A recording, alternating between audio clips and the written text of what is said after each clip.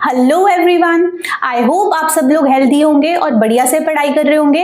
इस वीडियो में हम स्टडी करने वाले हैं बेटा ऑर्गेनिक केमिस्ट्री में आप पढ़ते हो एसिड्स और बेसिस। तो बेसिस जितने भी आपको मिलते हैं ऑर्गेनिक केमिस्ट्री में उसमें ज्यादातर जो बेसिस होते हैं ना वो नाइट्रोजन कंटेनिंग होते हैं, यानी कि वो होते हैं नाइट्रोजिनियस बेसिस। भाई इसका मतलब ये है बेस क्या होता है, वो स्पीशीज जो किसी प्रोटॉन को एक्सेप्ट कर सकता है बेसिकली, ठीक है। नाइट्रोजिनियस बेसिस मतलब ऐसी स्पीशीज भी जिनके अंदर नाइट्रोजन है और नाइट्रोजन के ऊपर एक लोन पेयर प्रेजेंट है, जिस लोन पेयर को डोनेट करके वो एक प्रोटॉन एक्सेप्ट कर सकता है और एज अ बेस एक्ट कर सकता है, ठीक है। दो species will be are nitrogenous bases. Simple से लेके कॉम्प्लेक्स तक, छोटे से बड़े बहुत सारे एग्जांपल्स, बहुत सारे मॉलिक्यूल्स हो सकते हैं under the nitrogenous basis in organic chemistry, ठीक है। यहाँ पे हम क्या पढ़ने वाले हैं, कुछ इंपॉर्टेंट क्लासेस इनकी, ठीक है। डिफरेंट फंक्शनल ग्रुप्स जो होते हैं जो कि नाइट्रोजिनियस बेसिस होते हैं, उनकी बेसिक स्ट्रेंथ का ऑर्डर कंपेयर करेंगे, ठीक है। सो ये वीडियो आपके लिए बहुत ही यूजफुल होने वाली है। डीप इनसाइट्स और अंडरस्टैंडिंग्स आपको मिलेंगी, सो आप इसको एंड तक जरूर देखना, ठीक है। यहाँ पर स्टार्ट करने के लिए मैंने क्या किया, यहाँ पर ना कुछ आप देखो कुछ नेम्स लिख दिए हैं। कुछ नेम्स बेटा इनमें से आपको फेमिलियर होंगे और कुछ आपके लिए नए भी हो सकते हैं। एक्चुअली क्या है, ये सारे ही अलग अलग फंक्शनल ग्रुप्स हैं, नाइट्रोजन कंटेनिंग फंक्शनल ग्रुप्स हैं। उन सब में एक ऐसी नाइट्रोजन है with a lone pair, at least एक ऐसी नाइट्रोजन है। सो ये सारे ही नाइट्रोजिनियस बेसिस ही हैं, पर अलग अलग फंक्शनल ग्रुप्स हैं। जैसे बेटा देखो, इसे देखो, अमीन, ये फंक्शनल ग्रुप तो बहुत फेमिलियर आपका है ना। अमीन क्या होता है, कार्बन सिंगल बॉन्ड नाइट्रोजन, बस ये है। बाकी के कार्बन के 4 बॉन्ड्स पूरे कर दो, है ना, नाइट्रोजन के 3 बॉन्ड्स पूरे कर दो, उस पर कुछ भी H अल्काइल ग्रुप कुछ भी और लगा दो, ठीक है जी। बट ये जो बेसिक ये चीज है ना, कार्बन सिंगल बॉन्ड नाइट्रोजन, ये हमारा अमीन फंक्शनल ग्रुप की निशानी होती है, राइट। तो ये तो सबसे कॉमन है। इसी तरह एक फंक्शनल ग्रुप इमीन भी होता है। इमीन में क्या होता है कि यही चीज जो है कार्बन डबल बॉन्ड नाइट्रोजन से रिप्लेस हो जाती है, ठीक है। बाकी के बॉन्ड्स आप पूरे कर देना कार्बन नाइट्रोजन के। So when you see this is called the imine functional group, right. तो ये वो वाला हो गया। उसी तरह एमाइड, एमाइड क्या होता है, पहले मैं आपको बेस से थोड़ा सा बता देती हूँ, थोड़ा क्विक रिकैप कर लेते हैं। एमाइड होता है बेटा, क्या होता है एमाइड, दैट इज, यही देखो जैसे ये जो अमीन है ना, सी सिंगल बॉन्ड नाइट्रोजन, इतना तो रहता ही है, लेकिन ये जो कार्बन है वो आगे डबल बॉन्ड ऑक्सीजन से जुड़ जाता है, ठीक है।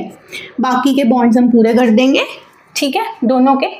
सो ये जो फंक्शनल ग्रुप होता है where there is a carbon double bond oxygen and that carbon is joined with nitrogen, यानी ये C डबल बॉन्ड हो सिंगल बॉन्ड है, ये बेटा आपका एमाइड फंक्शनल ग्रुप होता है, राइट। फिर आ जाता है नाइट्राइल। नाइट्राइल में क्या होता है, कार्बन ट्रिपल बॉन्ड नाइट्रोजन होता है, ठीक है। कार्बन ट्रिपल बॉन्ड नाइट्रोजन आपको देखने को मिले, दिस इज नाइट्राइल, जिसको कि बेटा आप साइनाइड भी बोलते हो, राइट। साइनाइड भी बोल सकते हैं, नाइट्राइल भी बोल सकते हैं इस फंक्शनल ग्रुप को, ठीक है। तो ये है आपका नाइट्राइल। तो ये मैंने क्या किया, अब देख रहे हो, नोटिस कर रहे हो, जितने ये डिफरेंट फंक्शनल ग्रुप्स हैं उन सभी के अंदर क्या है, उन सभी के अंदर है यहाँ नाइट्रोजन, ये नाइट्रोजन, ठीक है। और ये सभी नाइट्रोजन्स जो है ना, एक बार उसके 3 बॉन्ड बन जाए नाइट्रोजन के, जब बेटा 3 कोवेलेंट बॉन्ड बन जाते हैं उसके बाद उसके ऊपर एक लोन पेयर बचता है, ठीक है।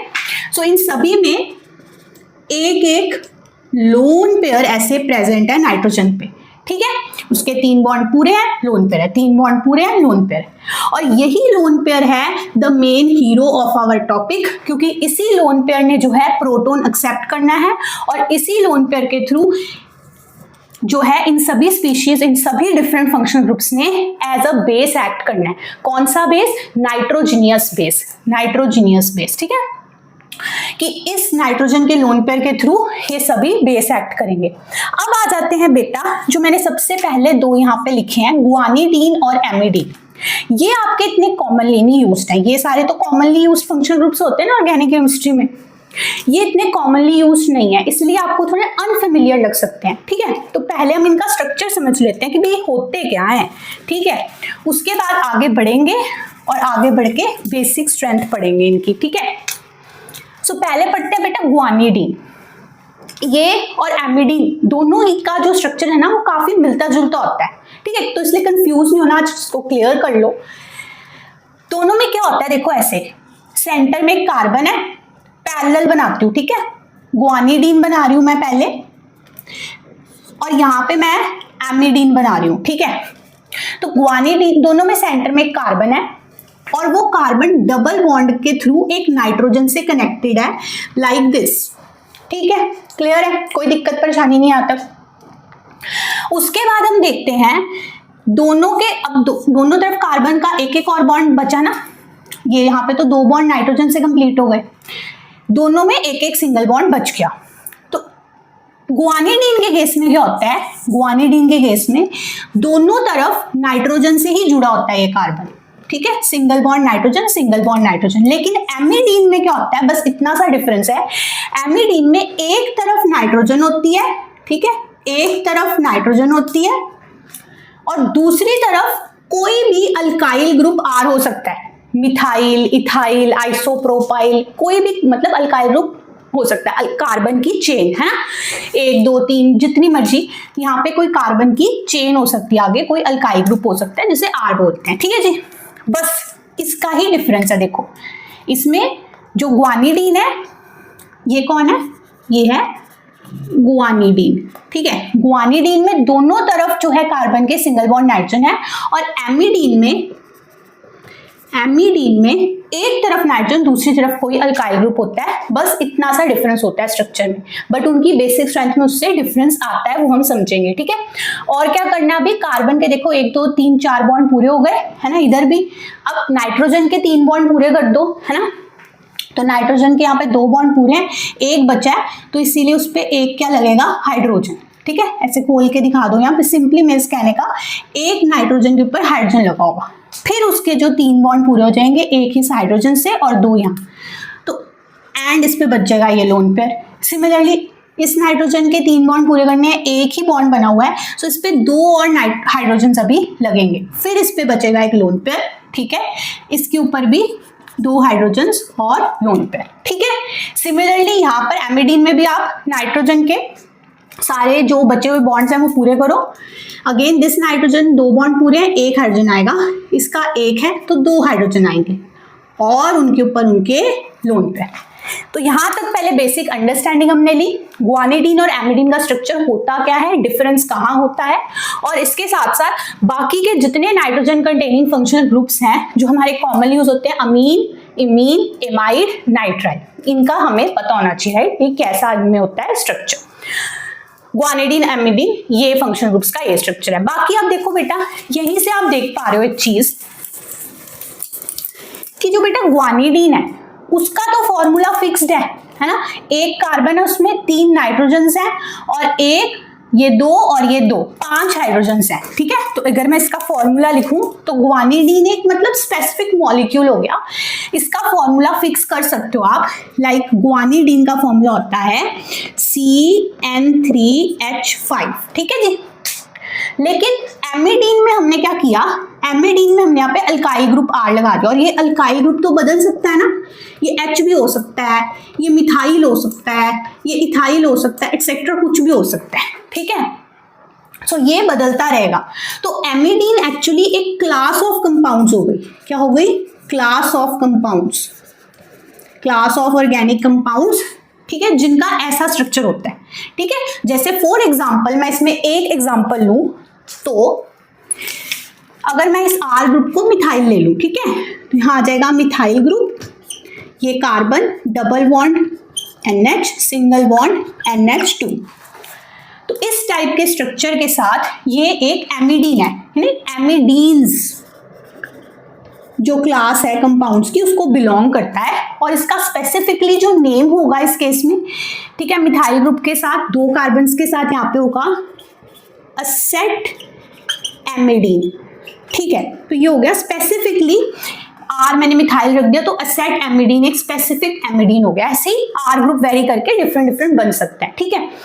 So that was the basic about कि गुआनिडीन एमिडीन होते क्या है।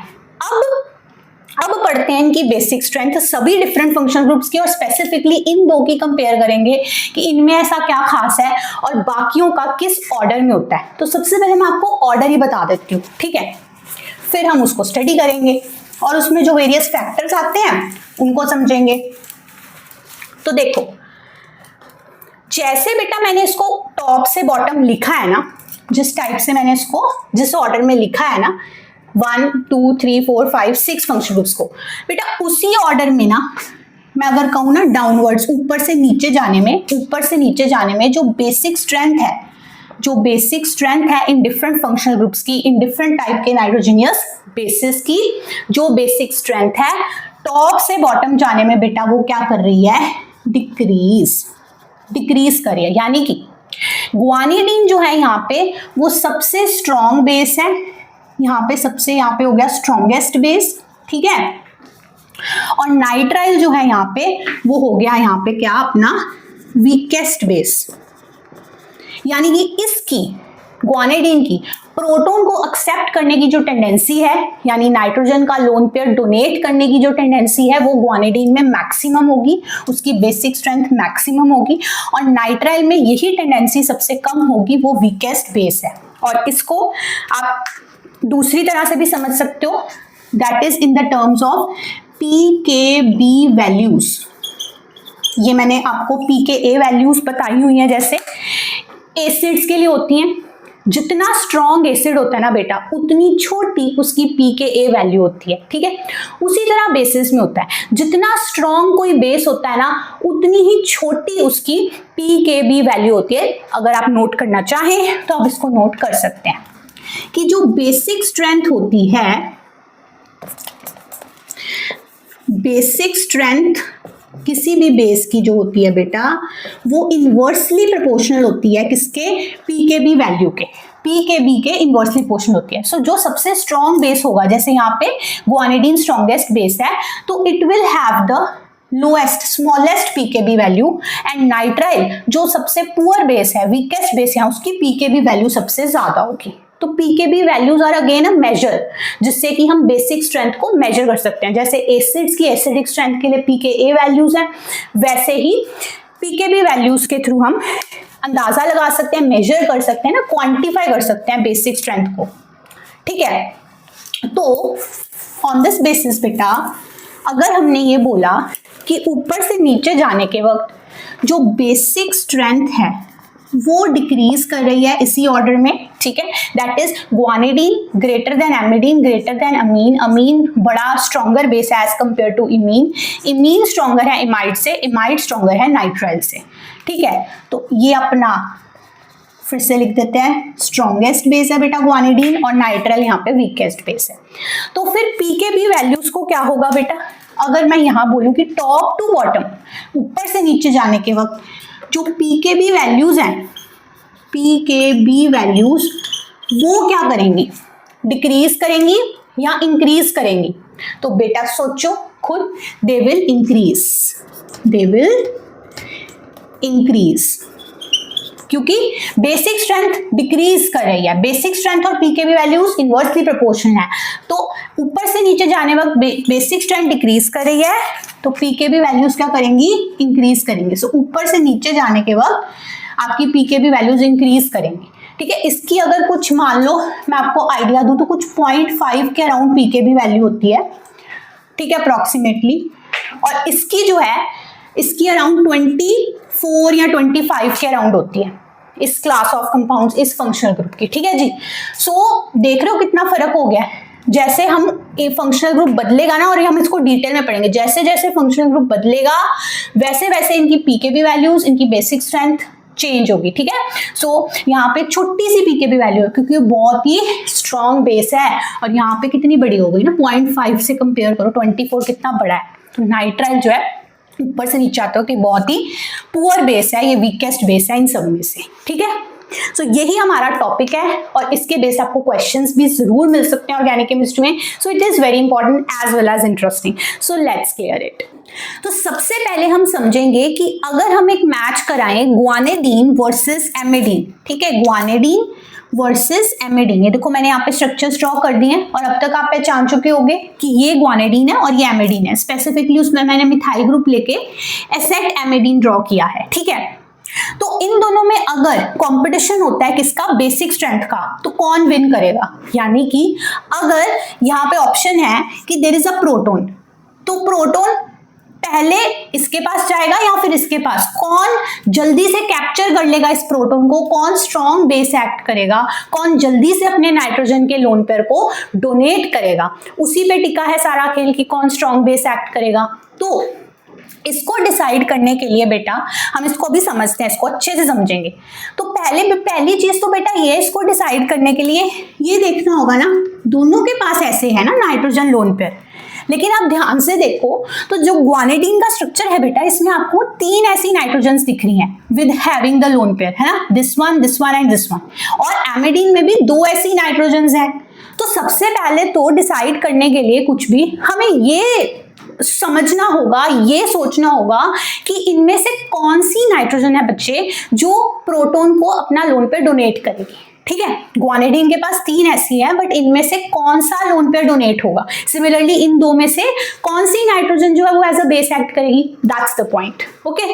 तो उसको समझने के लिए ना मैंने आपको एक टॉपिक पढ़ाया था, ठीक है, बहुत डिटेल में प्यार से पढ़ाया था आपको, localised versus delocalised, localised versus delocalised lone pair, ठीक है।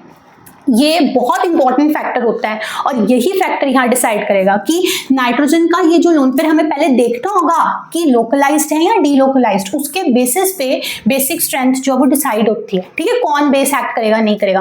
तो अगर ये टॉपिक आपको अच्छे से समझना है और इससे रिलेटेड डिटेल्स एंड एग्जाम्पल्स चाहिए तो इस टॉपिक को समझने के लिए आप इस लिंक पर क्लिक करना और अभी या फिर बाद में इस वीडियो को देख के आप समझ सकते हो, राइट। चलो अभी क्या है, इसी बेसिस पे बेटा सबसे पहले चेक करो एक एक करके, ये बेटा जो नाइट्रोजन का लोन पेयर है लोकलाइज्ड है या डीलोकलाइज्ड है, सबसे पहले हम ये देखेंगे। तो बेटा यहाँ पे हमें दिख रहा है जिस एटम पे लोन पेयर है वो आगे सिंगल बॉन्ड और फिर डबल बॉन्ड से जुड़ा है, यानी सिस्टम क्या है, सिस्टम है loan pair single double, loan pair single double, और ये सिस्टम होता है कॉन्जुगेटेड। यहां पे हो जाती है लोन पेयर की डीलोकलाइजेशन लाइक दिस, ये बेसिकली ऐसे रेजोनेंस में चला जाएगा, कॉन्जुगेशन करेगा loan pair single double system. तो बेटा ये लोन पेयर क्या है, डीलोकलाइज्ड, ठीक है। अब इस पे आ जाओ, इसकी भी तो सेम सिचुएशन है, loan pair single bond double bond, तो ये वाला लोन पेयर भी ऐसे कंजुगेशन में चला जाएगा, ये भी आपका डीलोकलाइज्ड लोन पेयर है, ठीक है। और अब आ जाओ ये वाले लोन पेयर पे, ठीक है, ये एरोस मैं हटा रही हूं, इस लोन पेयर पे आ जाओ बेटा। ये लोन पेयर जिस नाइट्रोजन पे है वो नाइट्रोजन एटम डबल बॉन्ड का पार्ट है ना, C double bond N, nitrogen जो है वो इसी डबल बॉन्ड का पार्ट है। और जब भी कोई एटम डबल बॉन्ड का पार्ट होता है, ठीक है, या ट्रिपल बॉन्ड का पार्ट होता है, यानी वो sp2 या sp हाइब्रिडाइज्ड होता है, तब उस पे जो प्रेजेंट लोन पेयर है वो कभी भी कॉन्जुगेशन में नहीं जा सकता, डीलोकलाइज नहीं हो सकता, वो लोकलाइज्ड होता है। क्या होता है, localised. So this one is your localised lone pair, ठीक है। और मैंने आपको पढ़ाया था कि ये 2 टाइप के जो लोन पेयर्स होते हैं, इनमें से जो स्ट्रॉन्गर बेस एक्ट करता है, रैपिडली बेस एक्ट करता है, वो होता है लोकलाइज्ड लोन पेयर, ठीक है। सो दिस लोन पेयर बेटा जो इस नाइट्रोजन पे है ना, ये वाली नाइट्रोजन अपने लोकलाइज्ड लोन पेयर के थ्रू यहाँ पर बेस एक्ट करेगी और ये लोन पेयर डोनेट होगा प्रोटॉन को और प्रोटॉन को कैप्चर कर लेगा ये। सो जब ग्वानिडीन एक बेस एक्ट करता है तो उसकी ये वाली जो नाइट्रोजन होती है ना, C डबल बॉन्ड N वाली, वो अपना लोन पेयर डोनेट करती है प्रोटॉन को लाइक दिस, क्योंकि उसके पास होता है लोकलाइज्ड लोन पेयर, ठीक है। तो फिर ये जो बाकी की 2 नाइट्रोजन्स हैं ये क्या करती हैं, हाँ, इनका क्या रोल है इस स्ट्रक्चर में। तो बेटा इनका अपना जरूरी रोल है, नो डाउट इनके लोन पेयर्स डोनेट नहीं होते हैं, ठीक है, लेकिन ये जो डीलोकलाइज्ड लोन पेयर्स है ना, ये जो 2 डीलोकलाइज्ड लोन पेयर्स है ना बेटा, ये इस लोकलाइज्ड लोन पेयर की बेसिक स्ट्रेंथ को फोस्टर करते हैं, इंक्रीज करते हैं। कैसे करते हैं वो मैं अभी आपको समझाऊंगी, ठीक है। सो क्या है, देखो कितना इंटरेस्टिंग। गुआनिडीन एक ऐसा मॉलिक्यूल जिसके पास ऐसे 3 नाइट्रोजन्स हैं हैविंग द लोन पेयर, उनमें से एक ही डोनेट हो सकता है, ठीक है, जो लोकलाइज्ड है। This acts as a base, और बाकी के जो 2 होते हैं बेटा वो ना मिलके उसको हेल्प करते हैं। वो कैसे हेल्प करते हैं वो मैं आपको एक्सप्लेन करूंगी, ठीक है। अब आ जाते हैं दूसरी तरफ, जो है हमारी एमिडीन, दी एसेट एमिडीन जो मैंने ड्रॉ की है। यहां पर आप देखो AK और AK है ना, ये 2 हैं। तो इनमें से आप देखो लोकलाइज्ड डीलोकलाइज्ड फटाफट पहले।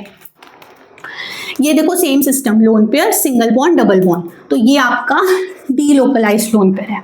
वेयर एज ये नाइट्रोजन डबल बॉन्ड का पार्ट है, तो ये जो लोन पेयर है ना, this one is your delocalised lone, sorry this one is your localised lone pair, यानी कि वो इसी नाइट्रोजन पे रहेगा, कॉन्जुगेशन में इधर उधर नहीं भागेगा, ठीक है। सो जब भी प्रोटॉन दिखेगा एमिडीन के सामने उसको, तो फटाफट से ये वाला लोन पेयर उसको डोनेट होगा। इस लोन पेयर के थ्रू बेटा जो प्रोटॉन है वो कैप्चर होगा और amidine as a base act करेगा।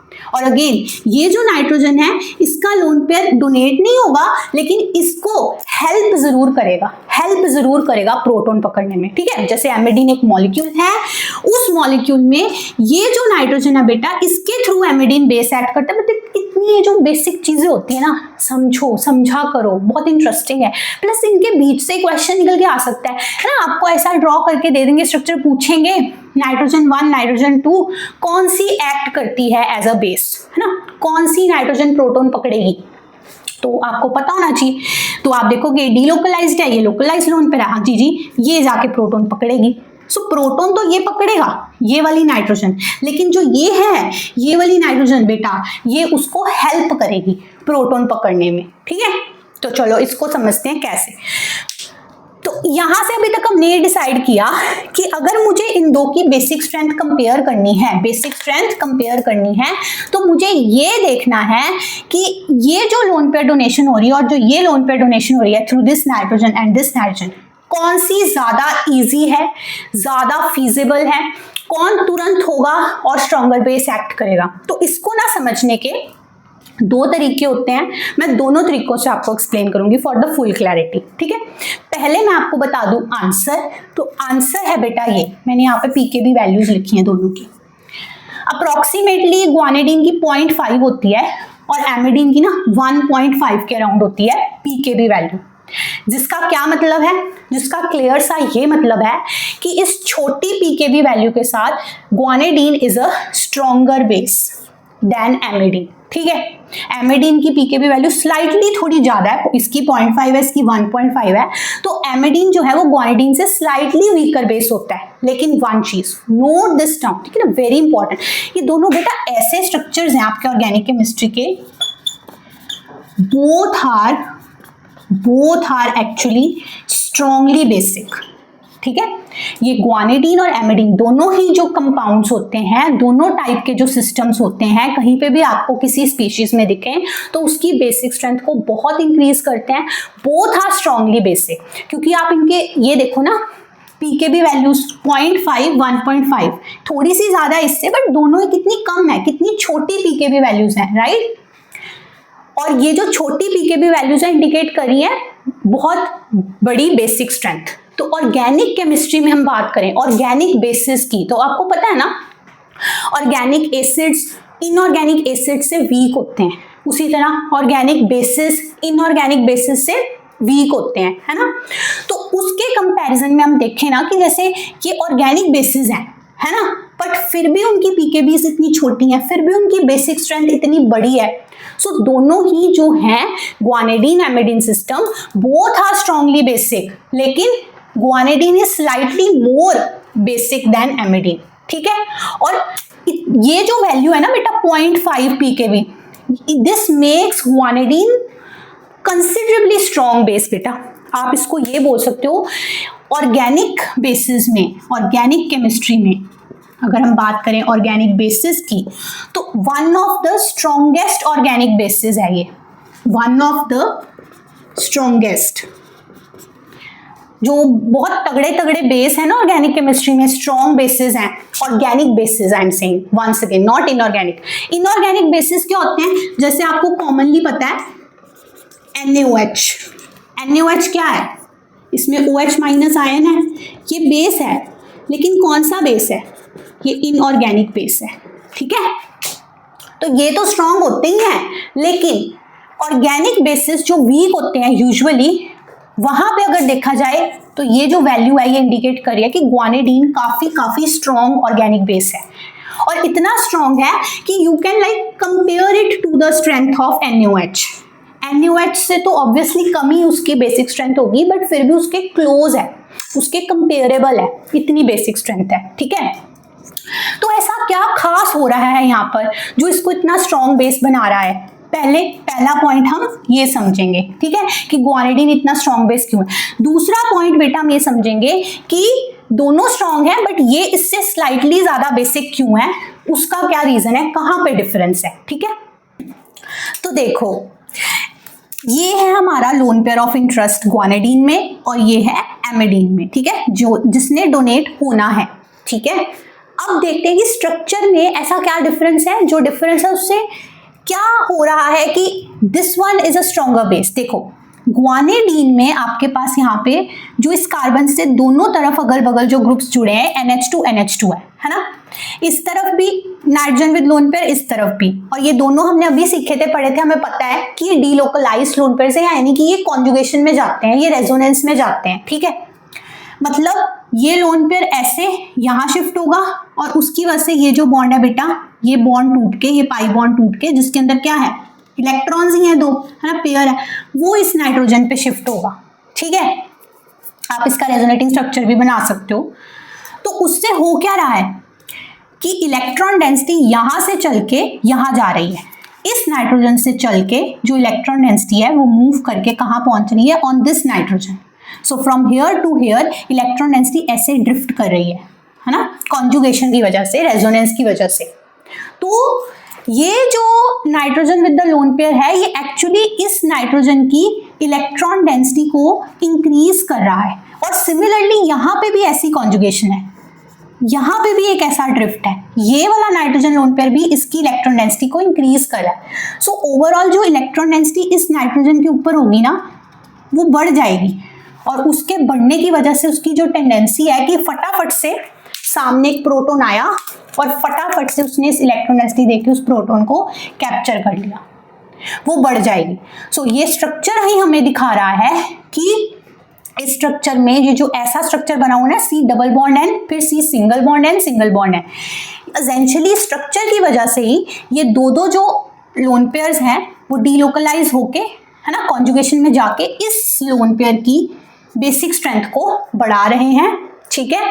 इस नाइट्रोजन के ऊपर जो इलेक्ट्रॉन डेंसिटी है वो इंक्रीज कर रही है, और उससे उसकी बेसिक स्ट्रेंथ क्या हो रही है, इंक्रीज कर रही है, वो तुरंत से प्रोटॉन को कैप्चर कर सकता है, राइट। सो ग्वानिडीन इसीलिए इतना स्ट्रांगली बेसिक है, और वो सेम चीज बेटा यहाँ पे एमिडीन में भी हो रही है। तभी हमने कहा ना, ये दोनों जो हैं, ये ग्वानिडीन एमिडीन सिस्टम्स, ये ऑर्गेनिक केमिस्ट्री के काफी स्ट्रॉन्ग बेसिस में आते हैं। 0.5 1.5 pKb इंडिकेट्स तगड़े बेस हैं ये, ठीक है, ऑर्गेनिक बेसिस को कंपेयर करो तो।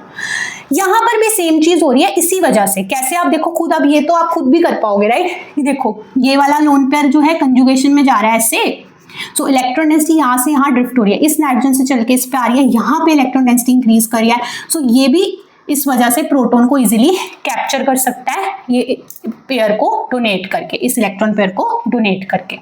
सो स्ट्रक्चरली ये चीज है, ठीक है, that makes both of them strong. अब यहीं पे स्ट्रक्चर से आप डिफरेंस भी समझ पाओगे, बट डिफरेंस जो है ना इन दोनों में, आपको पता है ये है कि यहाँ पे कार्बन की एक तरफ ना अल्काइल ग्रुप लगे होते हैं, मिथाइल इथाइल वगैरह, यहाँ पे दोनों तरफ नाइट्रोजन थे।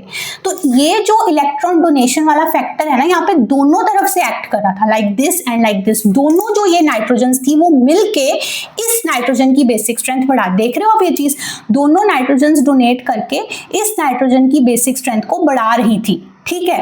लेकिन एमिडीन में क्या हो जाता है, ये फैक्टर सिर्फ एक ही तरफ से ऑपरेट कर रहा है, ओनली दिस साइड। ये नाइट्रोजन इस नाइट्रोजन की बेसिक स्ट्रेंथ को जरूर इंक्रीज कर रही है, लेकिन इस तरफ वो फैक्टर मिसिंग है, अब इस तरफ जो अल्काइल ग्रुप्स हैं, जैसे ये मिथाइल ग्रुप है, तो उसकी इंडक्टिव इफेक्ट होता है, जो प्लस आई इफेक्ट होता है ना, उससे जरूर इलेक्ट्रॉन डोनेशन वो करेगा।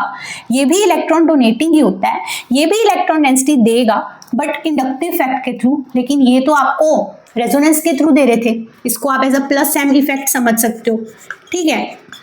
और plus M effect, minus M effects पे वीडियोस हैं, आप क्लिक करके उनको समझ भी सकते हो। That is the M effect क्या होता है, ठीक है, वही यहाँ लग रहा है। सो ये तो रेजोनेंस के थ्रू हो रहा है, कॉन्जुगेशन के थ्रू होती है, तो बहुत तगड़ा इफेक्ट है, इंडक्टिव इफेक्ट उसके सामने कुछ नहीं है, ठीक है। सो इस वजह से ये भी डोनेट करेगा, बट इतना अच्छा नहीं कर पाएगा ना। ये जो मिथाइल ग्रुप है इस NH2 ग्रुप जैसा तो नहीं डोनेट कर पाएगा, इसके पास कोई लोन पेयर तो है नहीं, है ना, इसके पास कोई लोन पेयर तो है नहीं मिथाइल में। सो इस वजह से जो एमिडीन्स हैं वहां पे जो बेसिक स्ट्रेंथ है वो थोड़ी सी कम हो जाती है गुआनिन के कंपैरिजन में, ठीक है। अब आप समझे क्यों गुआनिडीन जो होती है वो बेटर होती है एमिडीन से एज अ बेस, ठीक है। वो जो फर्क था ना pKb 0.5 एंड 1.5, ये जो स्लाइड डिफरेंस है वो इसी वजह से आ रहा है, स्ट्रक्चर से, इस एक ग्रुप की डिफरेंस की वजह से, कि यहाँ पर दोनों तरफ ऐसे ग्रुप्स हैं जो मिलके इसकी बेसिक स्ट्रेंथ बढ़ा रहे हैं, लेकिन यहाँ पर एक ही तरह ऐसा ग्रुप है, दूसरी तरफ जो ग्रुप है वो इतना स्ट्रांग नहीं है कि वो इतना स्ट्रांगली इसकी बेसिक स्ट्रेंथ को बढ़ा सके, ठीक है। ये है एक पर्सपेक्टिव, एक नजरिया इसको समझने का। एक दूसरा वे भी है इसको समझने का, लेट्स सी दैट। देखो मैंने आपको पढ़ाया हुआ है कि कॉन्जुगेट एसिड, कॉन्जुगेट बेस, ये वर्ड्स का क्या मीनिंग होता है, ठीक है। और यहाँ पे हम कॉन्जुगेट एसिड की स्टेबिलिटी से ही समझेंगे कि बेसिक स्ट्रेंथ कैसे अफेक्ट हो रही है। सो अगर आपको ये समझना है कि कॉन्जुगेट एसिड क्या होता है ना, तो देन आप इस शॉर्ट्स के इस लिंक पे क्लिक कर सकते हो और 3 मिनट्स में इसको समझ सकते हो, ठीक है। आगे बढ़ते हैं।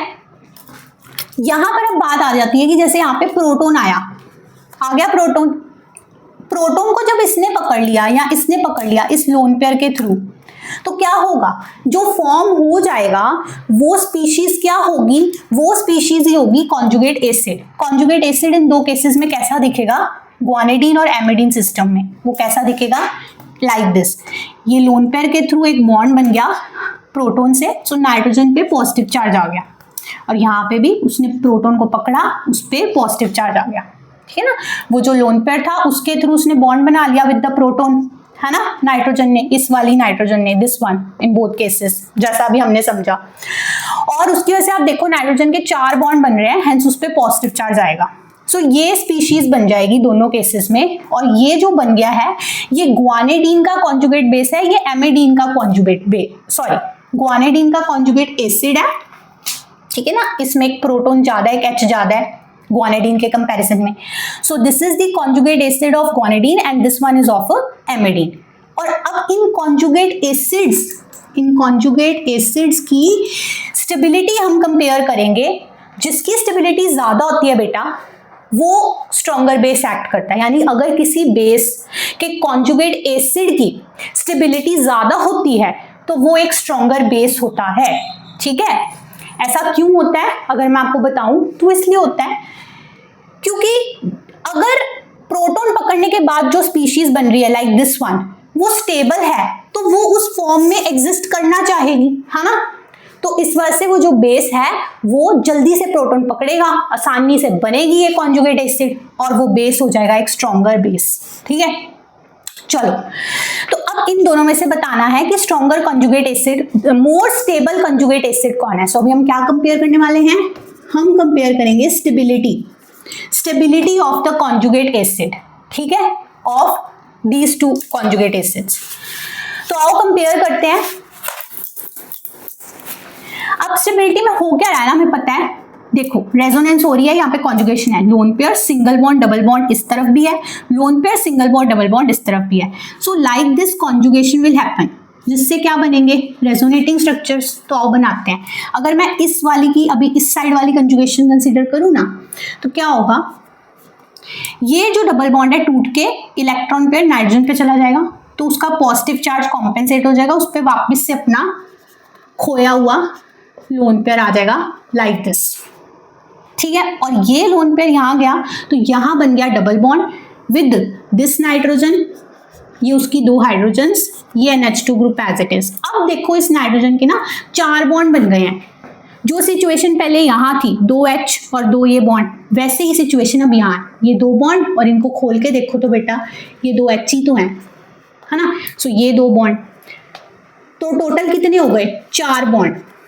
सो इस पे क्या आ जाएगा? Plus charge. यानी जो हालात पहले इस नाइट्रोजन के थे वो हालात अब इस नाइट्रोजन के हैं। तो पॉजिटिव चार्ज पहले यहां था, लेकिन रेजोनेंस होने की वजह से वो पॉजिटिव चार्ज यहां आ गया। आई होप आप समझ पा रहे हैं। पॉजिटिव चार्ज यहां था बट वो अब इस नाइट्रोजन पे आ गया। These are the 2 resonating structures. ठीक है, फर्दर एक और रेजोनेटिंग स्ट्रक्चर बेटा यहां ड्रॉ हो सकता है। कैसे? ऐसे, ये वाला लोन पेयर यहां से कॉन्जुगेशन में जाए तो जो सिमिलर सिचुएशन यहां थी वो यहां बनेगी। कैसे? ऐसे। ये आपके 3 नाइट्रोजन्स। अब देखो ये बॉन्ड टूट के इस नाइट्रोजन पे गया तो उसका लोन पेयर वापस आ गया, पॉजिटिव चार्ज गायब हो गया। ऐसी सिचुएशन हो गई। और ये लोन पेयर यहां गया तो यहां पे क्या बन जाएगा? यहां पे बन जाएगा double bond with this nitrogen. ये उसकी 2 हाइड्रोजन्स एज इट इज। अब अगेन इस नाइट्रोजन पे 2 ये और 2 ये 4 बॉन्ड्स हैं, तो इस नाइट्रोजन पे आएगा पॉजिटिव चार्ज। तो अब आप क्या देख रहे हो कि जो हालात यहाँ थे अब वो यहाँ बन गए हैं। The positive charge which was on this nitrogen is now shifted to this nitrogen like this. यहाँ आ गया पॉजिटिव चार्ज। तो आप देख रहे हो इस रेजोनेंस के मीडियम के थ्रू, इस रेजोनेंस की वजह से हो क्या रहा है ना, इस रेजोनेंस की वजह से जो पॉजिटिव चार्ज है बेटा वो बारी बारी तीनों नाइट्रोजन्स पे डीलोकलाइज हो रहा है। That is called charge delocalization. Charge delocalization, ठीक है। देखो पहले इस नाइट्रोजन पे था, इस स्ट्रक्चर में देखो, इस स्ट्रक्चर में it has come to this nitrogen and इस स्ट्रक्चर में it has come to this nitrogen. ठीक है ना, इस पे इस पे इस पे it is getting distributed the positive charge and that is called charge delocalization. अगर उसको अच्छे से समझना है तो उसके लिए भी वीडियो आप लिंक पे क्लिक करके समझ सकते हो अबाउट द चार्ज डीलोकलाइजेशन। सो यहाँ वही चीज हो रही है, रेजोनेंस हो रही है, चार्ज जो है वो बट रहा है, पॉजिटिव चार्ज डीलोकलाइज हो रहा है। सो उसकी वजह से ये जो स्पीशीज है जो कि कॉन्जुगेट एसिड है ग्वानिडीन का, वो स्टेबल हो रहा है, स्टेबल हो रहा है।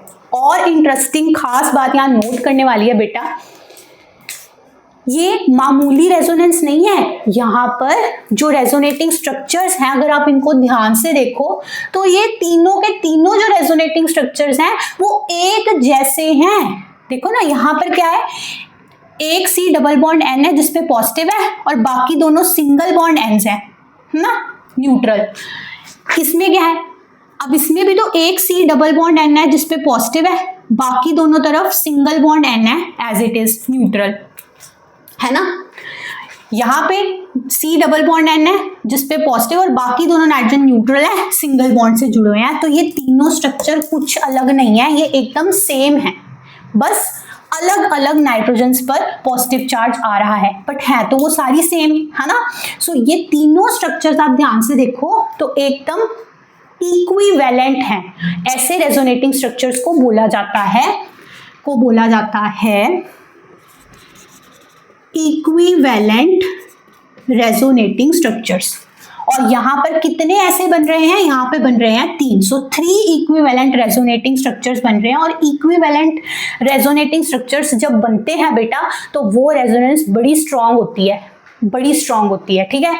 सो वो बहुत अच्छे से स्टेबलाइज करती है स्पीशीज को। तो ये थी पिक्चर ग्वानिडीन के कॉन्जुगेट एसिड की। एमिडीन की देखो जो कॉन्जुगेट एसिड है, सेम चीज होनी है यहाँ पर भी बेटा। आप देखो तो ये लोन पेयर ऐसे कंजुगेशन में जाएगा और उसकी वजह से जो स्ट्रक्चर बनेगा वो बनेगा आपका, ये मिथाइल आ गया, ये आपकी नाइट्रोजन, ठीक है। ये नाइट्रोजन का ये डबल बॉन्ड टूट कर इस पे चला गया, इसके 2 हाइड्रोजन और लोन पेयर वापस आ गया, पॉजिटिव चार्ज गायब हो गया जैसे ही इस पे आया। और यहाँ पे बन जाएगा बेटा, ये लोन पेयर इधर शिफ्ट हुआ तो डबल बॉन्ड, इस नाइट्रोजन की 2 हाइड्रोजन एज इट इज और उस पे आ गया पॉजिटिव चार्ज। सेम चीज हुई ना, जो पॉजिटिव चार्ज इस नाइट्रोजन पे था वो अब इस नाइट्रोजन पे आ गया, from here to here, charge delocalize हो गया because of this resonance, because of this conjugation, right. और अगेन यहाँ पे ये जो दो स्ट्रक्चर्स बने आपके, ये जो दो रेजोनेटिंग स्ट्रक्चर्स हैं, अगर इनको ध्यान से देखो तो ये इक्विवेलेंट रेजोनेटिंग स्ट्रक्चर्स हैं, दैट इज एक जैसे, ठीक है, एक जैसे, इक्विवेलेंट। और इसके ऊपर भी मैंने एक शॉर्ट बनाई हो, अगर आपको और एग्जांपल से इसको दूसरे किसी एग्जांपल से क्लियर करना है ना, इक्विवेलेंट नॉन इक्विवेलेंट कैसे पहचानते हैं, तो इस लिंक पे जरूर क्लिक करना, ठीक है। अंडर 3 मिनट्स आपको ये कॉन्सेप्ट रिवाइज हो जाएगा, ठीक है। तो यहाँ पर बेटा ये और ये दो और तो आगे होनी नहीं ना, देखो एक ही तरफ कॉन्जुगेशन थी, दो तरफ तो थी नहीं, यहाँ पे दो तरफ थी तो ऐसे दो और स्ट्रक्चर बने, तो टोटल 1 2 3 इक्विवेलेंट रेजोनेटिंग स्ट्रक्चर बने। लेकिन एमिडीन के केस में क्या हुआ, सिर्फ ये दो ही बने। So you have 2 equivalent resonating structures. इस केस में आपके पास 2 इक्विवेलेंट रेजोनेटिंग स्ट्रक्चर हैं, बट इसमें 3 है। और जितने ज्यादा रेजोनेटिंग स्ट्रक्चर्स होंगे, है ना, उतनी ज्यादा रेजोनेंस, उतनी ज्यादा स्टेबलाइजेशन। दैट मीन्स क्लियरली अब आप ये पर्सपेक्टिव से भी समझ गए होंगे कि अगर हम कॉन्जुगेट एसिड की स्टेबिलिटी इस पर्सपेक्टिव से भी देखें तो गुआनिडीन का कॉन्जुगेट एसिड ज्यादा स्टेबल है और एमिडीन का कॉन्जुगेट एसिड कम स्टेबल है थोड़ा सा, क्योंकि यहाँ पे 3 बन रहे हैं, यहाँ पे 2 बन रहे हैं equivalent resonating structure. So that also explains the difference in their basic strength, that why guanidine is more basic than amidine, why it has 0.5 and this has 1.5 pkb values. So I hope आपको ये समझ आया होगा। अब हम जो बाकी के नाइट्रोजनियस बेसिस, जो बाकी के फंक्शनल ग्रुप्स हमने लिखे थे, अमीन, इमीन, इमाइड, नाइट्राइल, उनकी बेसिक स्ट्रेंथ भी जो वो ऑर्डर था ना, उसको कंपेयर कर लेते हैं quickly. As a general order आप ये नोट कर सकते हो कि ऑर्गेनिक केमिस्ट्री में जो नाइट्रोजन बेसिस होते हैं, ये वाले, इनकी बेसिक स्ट्रेंथ इसी ऑर्डर में होती है जिसकी हमने स्टार्टिंग में भी बात की थी, ठीक है। Guanidine greater than amidine, greater than amine, greater than imine, greater than amide and then nitrile. यानी कि सबसे स्ट्रॉन्ग बेस है ये और सबसे वीक नाइट्रोजन बेस है ये, और यही उनके पीकेबी वैल्यूज भी इंडिकेट करते हैं, ठीक है। गुआनिडीन एमिडीन में तो हमने बेसिक स्ट्रेंथ डिटेल में स्टडी कर ली।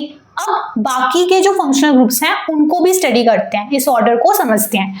तो बेसिकली पर आप ये देखो द ब्यूटी दैट सभी में कार्बन नाइट्रोजन है ना, सारे जो नाइट्रोजनियस बेसिस ऑर्गेनिक बेसिस हैं सब में ऐसी एक एक नाइट्रोजन आपको दिखती है जिसके ऊपर लोन पेयर है, ठीक है। मैंने सबको रेड वाले लोन पेयर से इंडिकेट भी कर दिया कि इस पे ही हमें फोकस करना है जब हम इनकी बेसिक स्ट्रेंथ कंपेयर कर रहे हैं। लेकिन स्टिल फंक्शनल ग्रुप डिफरेंट होने से, फंक्शनल ग्रुप जैसे जैसे बदल रहा है, मतलब जो अंदर का स्ट्रक्चर है वो सारा बदल रहा है, उससे उस मॉलिक्यूल की प्रॉपर्टीज कितनी चेंज हो रही है, उसकी बेसिक स्ट्रेंथ जो है वो बहुत चेंज होती जा रही है, ठीक है। तो यही हमारा टॉपिक है, ठीक है। तो अगर अब हम ये देखें कि यहाँ वाले जितने फंक्शनल ग्रुप्स हैं ना बेटा, अमीन, इमीन, एमाइड, नाइट्राइल, जिनका यहाँ पे देखो कि मैंने जो एग्जांपल भी लिया एक एक, मैंने सेम रखने के लिए, चीज़ों को थोड़ा कंपेरेबल रखने के लिए यहाँ पर एग्जांपल लिया है 2-2 कार्बन कंटेनिंग वाला, है ना, 2 कार्बन कंटेनिंग वाले मैंने मॉलिक्यूल्स लिए हैं, अमीन का भी, इमीन का, एमाइड का और नाइट्राइल का, ठीक है।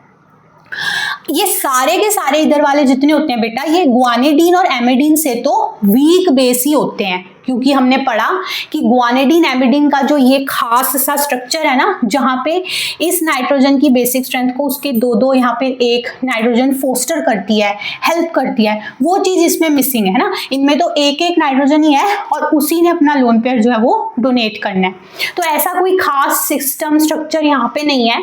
तो इन सब की basic strength in 2 systems, guanidine और एमिडीन सिस्टम से तो कम ही होती है, ठीक है। बट इनके विद इन जो कंपैरिजन है, आओ उसे भी करते हैं।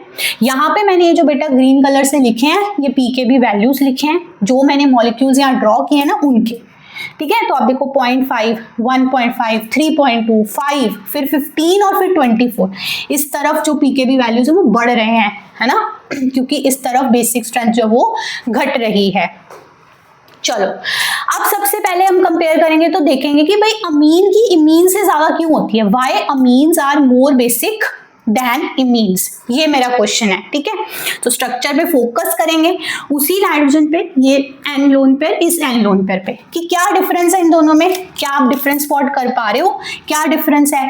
तो बेटा यहीं पे अलग अलग फैक्टर्स होते हैं जो अप्लाई होते हैं। अब फैक्टर्स, अब यहाँ पे कौन सा फैक्टर अप्लाई हो रहा है? जब मैं अमीन और इमीन कंपेयर कर रही हूँ ना बेटा, इस मॉलिक्यूल को इस मॉलिक्यूल से, बेसिकली इस नाइट्रोजन लोन पेयर को इससे, तो क्या दिख रहा है मुझे डिफरेंस? बट जो मेन डिफरेंस आप सबको दिख रहा होगा वो ये दिख रहा है ना, यहाँ पे कार्बन सिंगल बॉन्ड नाइट्रोजन है, यहाँ पे कार्बन डबल बॉन्ड नाइट्रोजन है ना।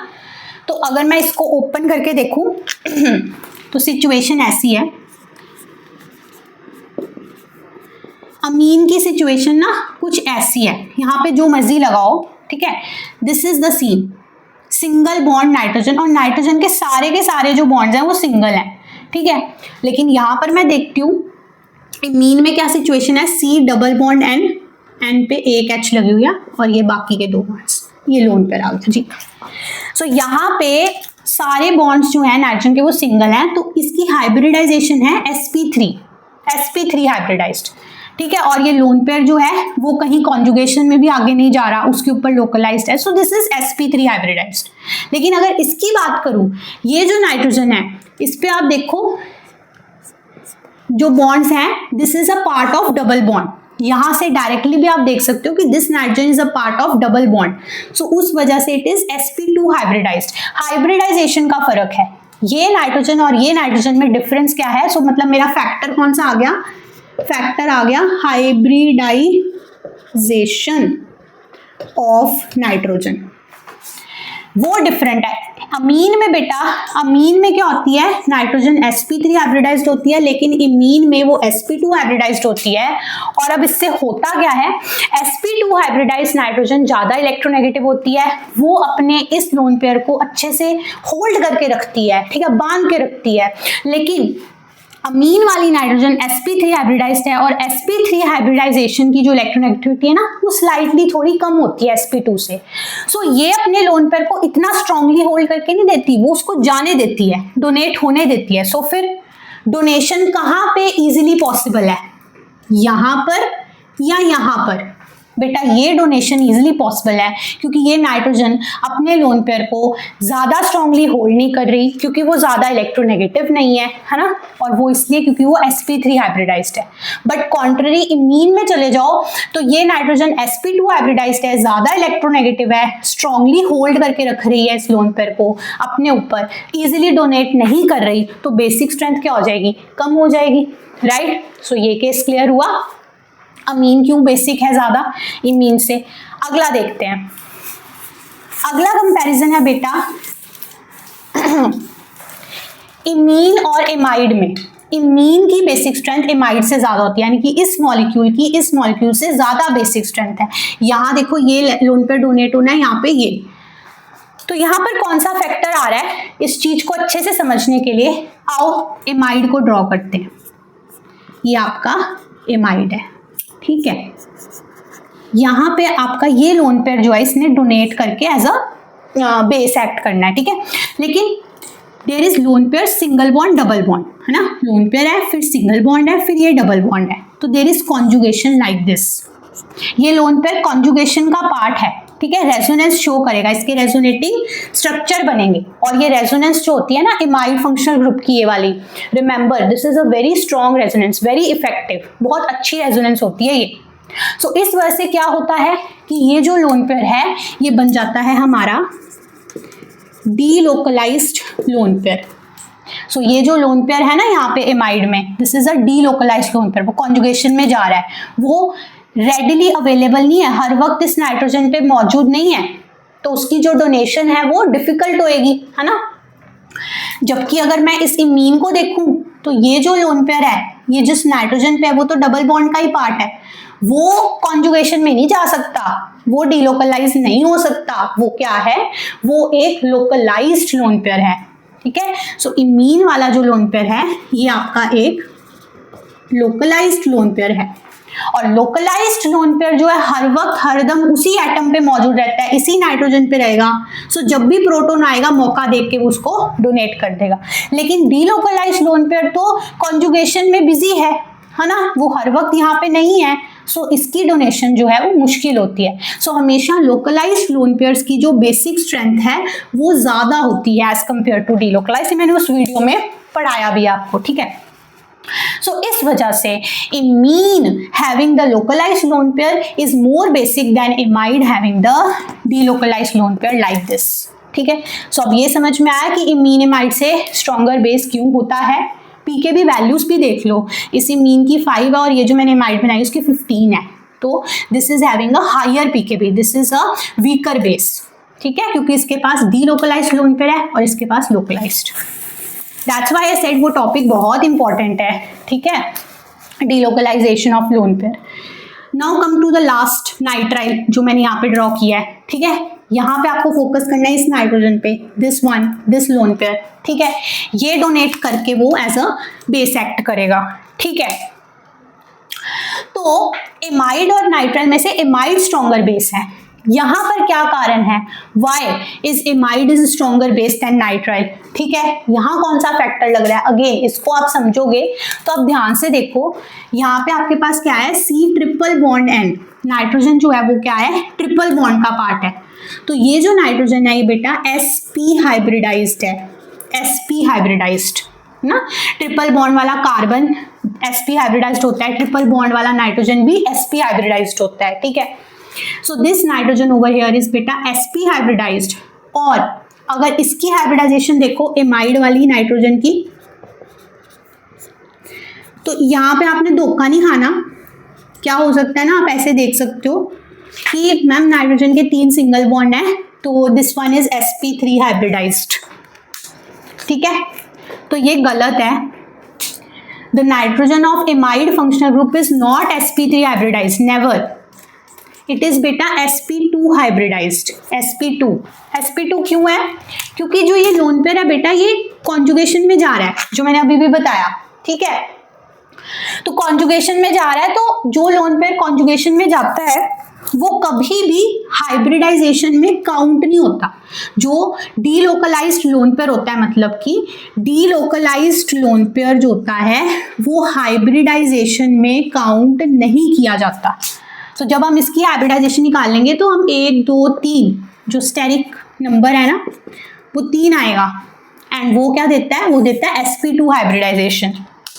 सो always remember the nitrogen of amide is sp2 hybridized, और नाइट्राइल का ट्रिपल बॉन्ड वाला तो दिख ही रहा है कि sp हाइब्रिडाइज्ड है। सो अगेन जो फैक्टर यहाँ पे अप्लाई हो रहा है that is hybridization of nitrogen, वो इन 2 मॉलिक्यूल्स में, इन 2 फंक्शनल ग्रुप्स में डिफरेंट है।